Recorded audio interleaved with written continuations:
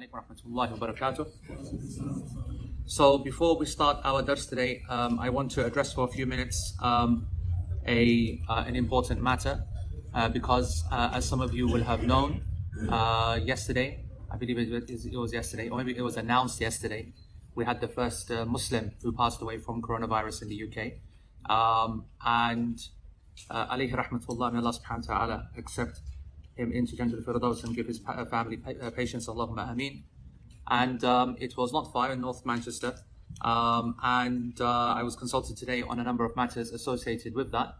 And I wanted to reiterate that so that it goes on camera, so that it can be spread, so that I don't have to repeat myself. Obviously, for the last few weeks, I've been banging on about this idea that we can't be taking this virus. We have to take it seriously. There's one thing joking about it, but actually understanding that it's going to be a real problem for the health services. I think everybody now understands that, and that the danger to our elderly is real. And in actual fact, over the next few weeks, people are going to realize that many of us are going to lose our elderly loved ones before the time that we expected. Everybody has to go, but we have a general expectation based upon normal health, normal realities. But soon we're going to see over the next few weeks and then next few months, this number skyrocket. And again, it's not just because, it's not so much that the coronavirus is the killer virus of all time, but it's circumstances that are not allowing us to control it due to being overwhelmed. And that's qaddarullah ma shafa'al. What I want to discuss very briefly is the issues of ghusl, of kafan, of dafan, and janaza. Now, of course, this is a very important reminder for us all to revive the fiqh of death, the fiqh of janaza, and we should be asking our masajid and our organizations. I'll be now putting a greater push on that in terms of the class that we had as well, so that everybody is aware of these rulings in principle and then in extraordinary circumstances, which we are currently in.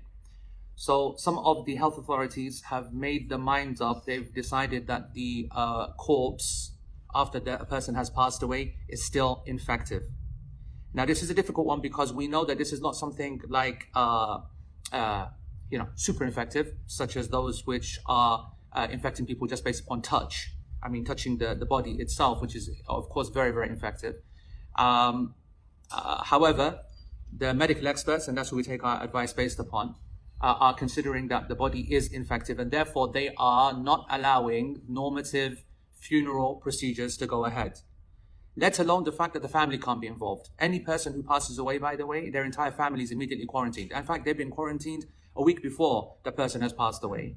So I want you to know that, just to appreciate and how important it is for the community to be able to support those that are going to be suffering, that they will not see their loved ones pass away. I want you to appreciate that. They will be in quarantine at home whilst their loved ones are dying. So this is real. Like I said, everybody, it's not going to do nothing to me. It's not flu. It's this, it's that. So if you've seen the previous videos I've recorded, then you'll know that this is no joke. So what are then the rulings concerning the ghusl? What are the matters? So the first one is that these are obligatory aspects. Individually, they are obligations. To wash the body is an obligation. To shroud is an obligation. And then to bury is an obligation, and then to have a prayer is an obligation as well. These are four individual separate aspects which are obligatory. However, within each of these individual four categories, there is some laxity with respect to what can be done. And that is now up for debate. So for example, the washing. We know that there's a sunnah way of washing, but actually, if it comes down to it, then literally just throwing water on a deceased body would suffice, quote unquote, the ghusl. The real question that needs to be asked is that, is the ghusl of the deceased, is it an act of worship or is it an act of cleansing? And in my opinion, it's not an act of cleansing. And hardly, and this is a debate that, people who study fiqh would be aware of, like wudu and ghusl from janaba. Are these acts of cleansing or are they acts of worship? And the answer is that they are acts of worship, even though we might not think that. These are ritual ablutions, ritual baths that we do for the sake of doing it, for the sake of Allah subhanahu wa ta'ala. And so therefore, the idea that if it's not an act, or if it is an act of worship, then a Muslim should do it with an intention for the act of worship, because those are the requirements of an act of worship. If it is just for cleansing, and the reason why the taghsil al-mayyit, to wash the dead body, is one which is debatable, is because there very much is a cleansing process involved, both from the internal, in terms of evacuation of the orifices, as well as the external, and the perfuming, and the use of sidr, and the soap at a proper level. So it's a mixture between two. There are many weak hadith that would also indicate that it's an act of worship. So for example, we have hadith that says that those who are menstruating are not allowed to wash the dead body, hadith which is weak in my opinion. There are hadith that say that one must make wudu after you do the ghusl for the deceased, hadith weak in my opinion. Hadith that mention that you must make a ghusl after you wash the deceased body, hadith weak in my opinion. However, a number of the companions led that opinion. And therefore, there is a body of evidence that would suggest that if these kind of categories of people or these actions need to occur around the ghusl, it's not just an act of cleansing, but it does indicate that there could be an act of worship involved in there as well. Why is this important to answer? Because the health authorities do not want the Muslim imams to come and wash. They are, when I say don't want to, I don't mean anything nefarious there. I mean that they are saying that the body is infective. If you come in, then you're going to have to be quarantined, and so on and so forth. And we'll do it for you. If it's just wiping the body down, then we'll do it. If it's wipes, we'll do it. If it's disinfectant spray, we'll do it. If it's the shroud, then we'll do it. So that's what needs to be answered. And so in my opinion, at this moment in time right now, where the numbers of the dead are in, single digits or double digits, and it's manageable, then it is a requirement for the Muslims to go and do this ghusl themselves. And if that means wearing a hazmat suit or wearing at least an N95 medical grade mask and protective, at least headgear, then we're not so worried about the hands and everything. That can all be cleansed. It's about inhalation, which is the major fitna. So whilst it can be managed, and whilst there are enough people in the community who are knowledgeable enough to go and make their ghusl, then that should happen.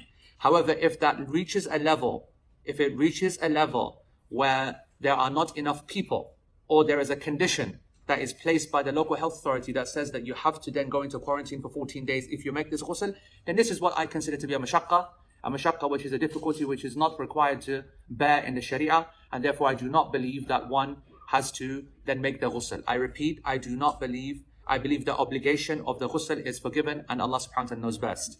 So up until it's manageable, we should try to wash, as long as they don't put the condition upon us that we have to go into quarantine as a result. Because this is not something which, unless of course you have your test positive, then of course you need to go for coronavirus, but for isolation. However, if you're completely fine and everybody is just being quarantined for no reason, or this is the person who's washing the bodies, how they're going to go and wash the next one if they're in quarantine, this is not manageable. And so in this point, we say, سقطت يعني الفريضة, يعني the obligation has been lifted, and the ghusl does not need to be done. They will then have the body in its cleansed way, placed into a bag that will be sealed in a very specific manner. Is it permissible to have this body in this bag in basic principle? Of course not. We have a kafan. We will request them that they put a shroud on the body, and we should give them the shroud. And once they have the shroud, then they can put it in the plastic bag. It's not a problem for us that remains. Let's say they said we cannot open the bag after it's been sealed, and we cannot shroud the body. Then in this situation, if that occurs, then it is permissible to continue without having to force them to open the bag. The aim should be to get in there before, educate them before that if this is going to go wrong, please shroud this body before you put them in the plastic bag. They will then want to seal that body in a coffin of some sort. In principle, the Muslims are not buried in coffins, but due to the need, this is something which is again acceptable. And so if it is sealed and therefore no one can see that body and so on, then you can proceed on that point as well. The final point is the issue of the janaza.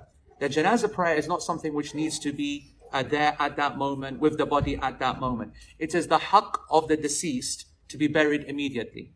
It is the right of the deceased to be placed into the grave immediately without delay or unnecessary delay. And so therefore, the presence, it is sometimes possible in some of the graveyards up and down the country and other areas of the Western world that will be watching this video in their kind of Muslim sections of their graveyard, that they have areas where they can pray. The body in principle is in front when you pray the janaza. But if it's not allowed because it's in quarantine, because of the nature of it being infective, then the prayer would go ahead regardless without the body. The Muslims in the masjid should do that, and then the family themselves can later then pray on their own at the grave, as was done by the Prophet ﷺ when the woman who used to clean the masjid passed away, and a long time later, the Prophet ﷺ prayed again individually. It's one of the exceptions for praying in a graveyard, otherwise it's not allowed.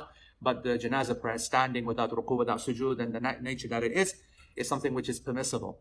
So, those are the main matters which come to mind. As I said, right now it is manageable. We're available to make the ghusl. We're available to guide them towards the burial. Naturally, there won't be the digging of a lahad, or there won't be the turning of the body towards the qibla, etc., etc. But these are not requirements. These are not obligatory requirements. These are sunnah acts that we prefer. So the body should be buried, and the body can be buried before the janazah is prayed. But there is no reason that the janazah should be delayed. In the masjid, as soon as a person passes away, then that janazah should be then prayed, and then the body then be buried according to the local health authority rules at that time in order to protect the rest of the masses. So in my mind, that's a summary of the matters that I dealt with today, and I think that will matter to the people moving forward over the next few weeks. This will increase hugely. I want you to be aware that it is clearly targeting those who are infirm, those who have preconditions, and as you know, this virus hasn't even had a chance to mutate yet. We're actually all being taken down by its original form. And it will become a norm. It will become that seasonal fifth kind of respiratory virus, like the cold virus and the flu virus.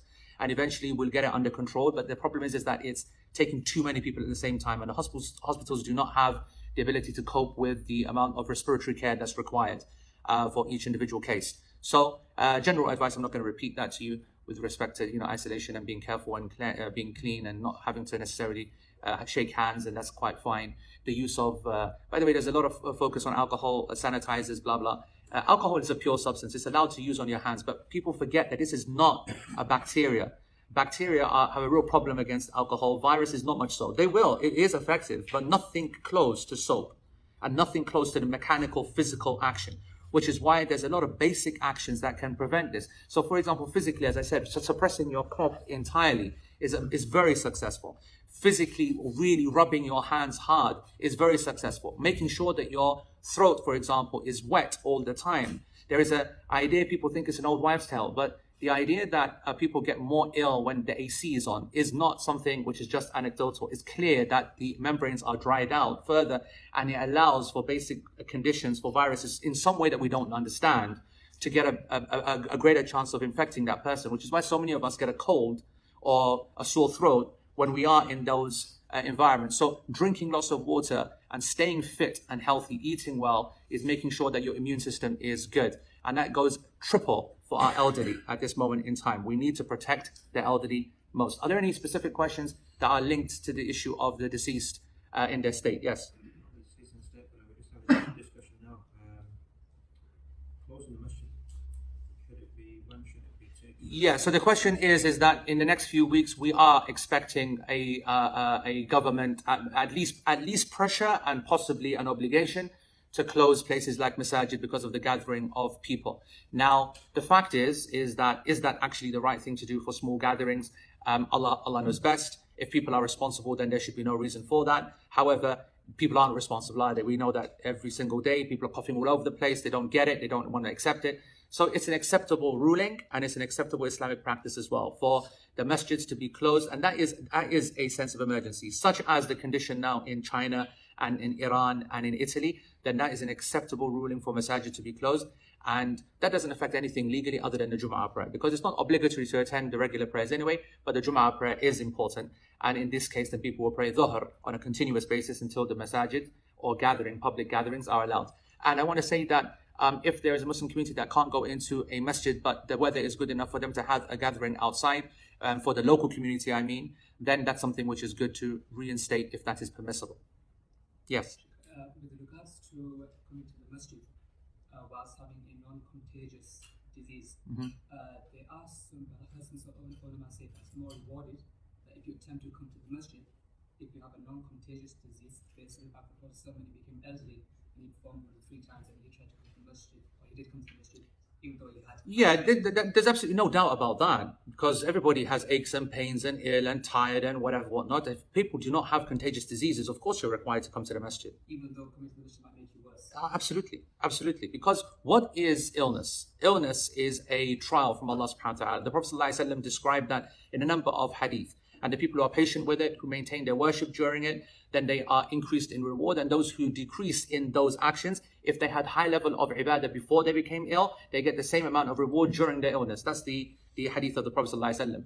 If a person then finds it's too much, they don't have to come.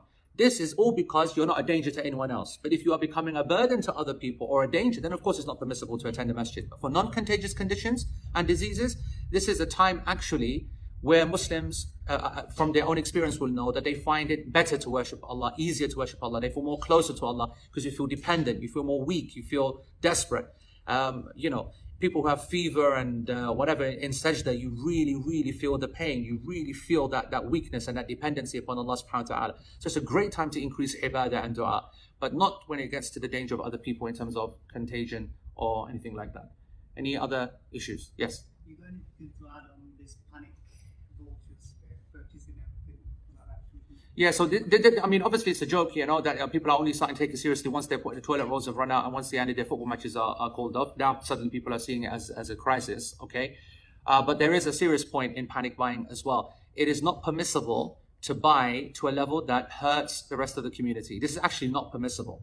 So there is a fine line. There are some people who, like myself, just to take an example, I am a bulk buyer anyway. I don't go to the supermarket every week. I like to go once every 2 months, every 3 months, and I buy certain items I eat a lot or use a lot, and I buy 5, 10 at a time.